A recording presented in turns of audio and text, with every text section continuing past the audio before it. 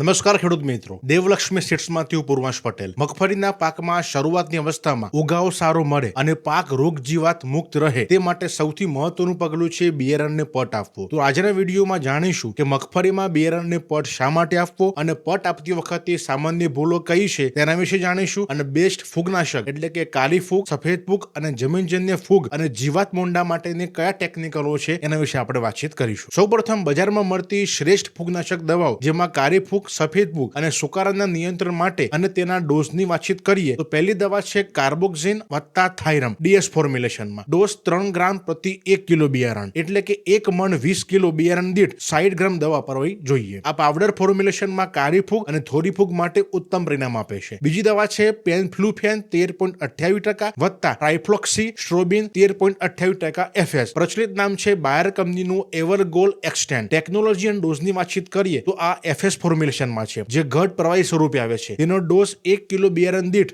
2 ml છે. આમાં જેમિયમ technology હોવાથી તે દાણાની અંદર શોષાઈને જ્યારે દાણો ઉગે ત્યારે તે પાંજરા સુધી પહોંચે છે અને શરૂઆતના 30 દિવસ સુધી કાળી ફૂગ એસ્પરજીલસ નાઇગર સામે લોખંડી સુરક્ષા આપે છે. ત્રીજી દવા છે ફ્લુક્સા પાયરોક્સાઇડ 33.3% FS ફોર્મ્યુલેશનમાં. પ્રચલિત નામ છે BSF કંપનીનું સિસ્ટીવા. ડોઝ 1 કિલો બિયારણ દીઠ 2 ml છે. આ પણ અત્યાધુનિક સિસ્ટમિક ફૂગનાશક છે. આ દવા છોડની રોગ પ્રતિકારક શક્તિ વધારે છે જેના કારણે બીજનો ઉગાવ સારો અને છોડના મૂળનો વિકાસ ઝડપી થાય છે અને ઊંડો થાય છે અને કાળી ફૂગ સામે લાંબુ પરિણામ આપે છે. ખેડૂત મિત્રો, આ 3 ટેકનિકલમાંથી તમે કોઈ પણ એક ટેકનિકલનો ઉપયોગ કાળી ફૂગ, જમીનજન્ય ફૂગ અને સુકારા માટે કરી શકો છો. હવે વાત કરીએ મુંડા અને જીવાતો માટેની બેસ્ટ જંતુનાશક પટ માટેની. ખેડૂત મિત્રો, યાદ રાખો, બિયારણનો પટ આપવાથી મુંડા વ્હાઇટ ગ્રબનું 100% નિયંત્રણ આખી સિઝનમાં થતું નથી પણ શરૂઆતના નાજુક સ્ટેટમાં આપણે છોડને બચાવી શકીએ છીએ. પહેલી દવા છે ઇમેડાક્લોપ્રાઇડ 600 FS 48%. માર્કેટમાં મળતું બાયર કંપનીનો ગોચો. તેનો ડોઝ 1 કિલો બિયારણે 4 ml રાખવો. તે ચૂસ્યા પ્રકારની જીવાતો અને જમીનની કીડી ઉધઈ મુંડા સામે રક્ષણ આપે છે. બીજી દવા છે થાયોમેથોઝામ 30% FS ફોર્મ્યુલેશનમાં. તેનો ડોઝ પણ 1 કિલો બિયારણ દીઠ 5 ml નો છે. ત્રીજી દવા છે ક્લોરોફાયરીફોસ 20% EC ફોર્મ્યુલેશનમાં. આ જનરલી ઈયર અને મુંડા માટે વપરાતી સસ્તી દવા છે. જો બજેટ ઓછું હોય તો આ લિક્વિડનો પણ આપણે પટ આપી શકીએ છીએ. અને ચોથી દવા છે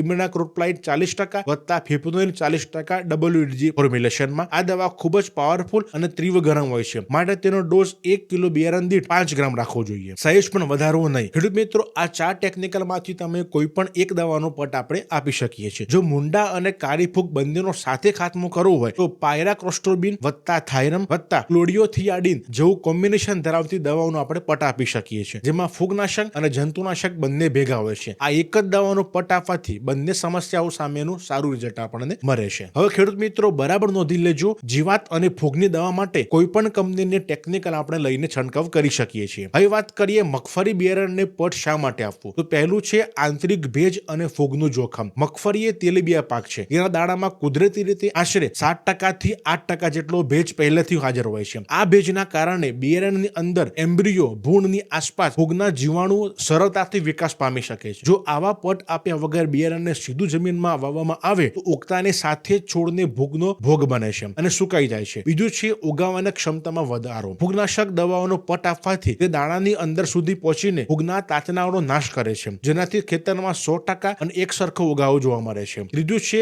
શરૂઆતનું રક્ષણ. જંતુનાશક દવાનો પટ આપવાથી વાવેતર પછીના શરૂઆતના 30 દિવસ સુધી જમીનજન્ય જીવાતો અને મુંડા વ્હાઇટ ગ્રબ સામે છોડને મજબૂત રક્ષણ મળે છે. હવે વાત કરીએ પટ આપતી વખતે થતી સામાન્ય ભૂલો વિશે. ઘણી વખત ખેડૂતો પટ આપે છે છતાં પરિણામ નથી મળતું અથવા ઉગાવ ઘટી જાય છે. આની પાછળ અમુક ટેકનિકલ ભૂલો જવાબદાર છે. પહેલી ભૂલો છે દવાનો ઓવરડોઝ, વધુ પડતું પ્રમાણ. કેટલાક ખેડૂતો એવું માને છે કે વધારે દવા નાખવાથી વધુ સારું પરિણામ મળે છે પરંતુ નિયત માત્રા, ઉદાહરણ તરીકે 2 થી 3 ગ્રામ કરતા વધુ ડોઝ આપવાથી બિયારણને ગરમી લાગે છે અને દાણા જમીનમાં સડી જાય છે અથવા ઉગાવો સારો નથી મળતો. બીજી ભૂલ છે પાણીનું વધુ પડતું પ્રમાણ. પ્રવાહી દવાને મિક્સ કરવા માટે જરૂર કરતા વધુ પાણી વાપરવાથી દવાની સાંદ્રતા ઘટી જાય છે. ઉપરાંત બિયારણમાં ભેજ વધી જતા ઉલટાનું ફૂગ લાગવાનું જોખમ વધી જાય છે. ત્રીજી ભૂલ છે પાવડરમાં પાણી નાખવું. ઘણા ખેડૂતો ફૂગનાશક પાવડર જેમ કે કાર્બેન્ડિઝમ વત્તા મેન્કોજેબ દવાને બિયારણને પટ નાખીને તેના પર પાણી છાંટે છે. પાવડરમાં પાણી ક્યારે છંટવાનું નાખવાનું નથી. જો પાવડરમાં પાણી નાખીએ પટ આપશો તો બિયારણ ઉગશે જ નહીં, દાણું અંદર જ બગડી જશે. પાણી માત્ર